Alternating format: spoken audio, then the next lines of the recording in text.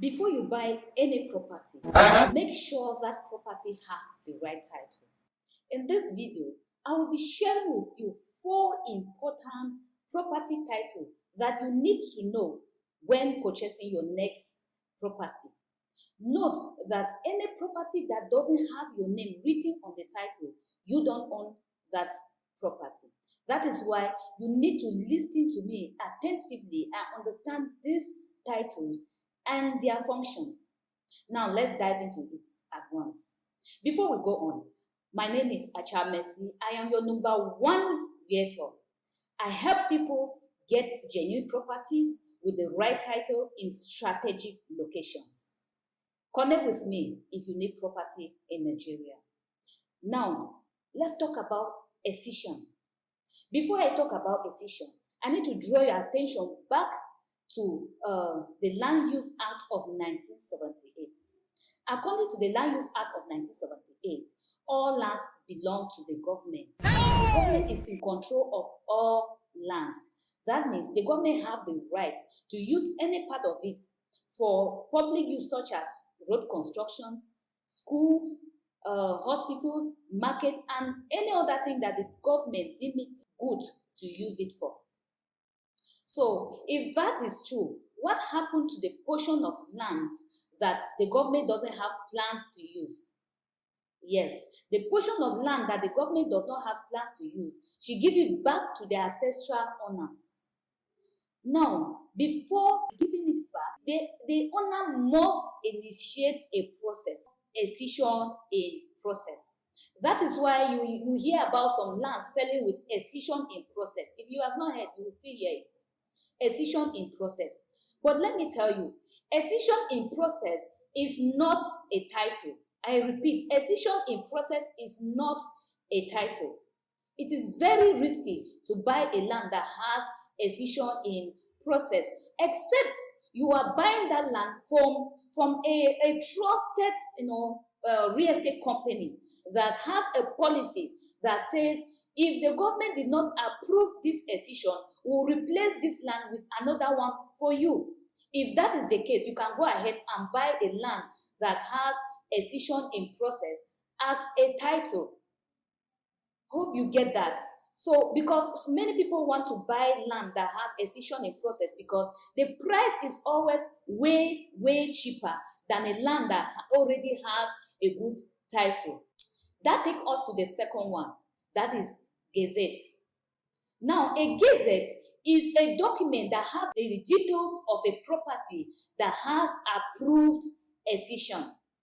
Before I go, remember that the government can approve accession or deny accession. When the government approves accession, the details of that property is written in a Gazette. So a Gazette is a very good title. If you see a land that is selling with Gazette as a title, you can confidently go ahead and purchase that property, because that property is already, the government have announced that we have handed over this property to this particular person.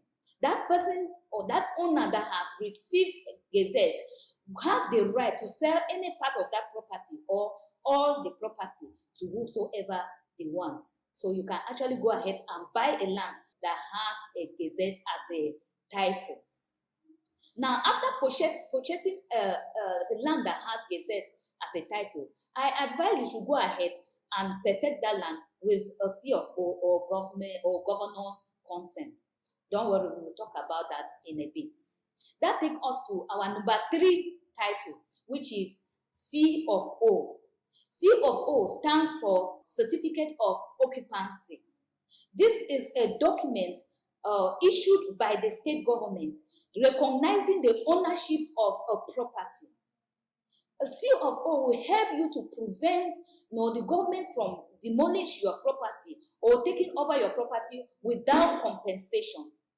You see a lot of property have been taken over or demolished by the government, and a lot of people have cried, especially in Lagos and in Port Harcourt, in Eneka. I see this same thing happening. The problem is the owners did not have the right title. When you have a C of O for your property, the government will compensate you.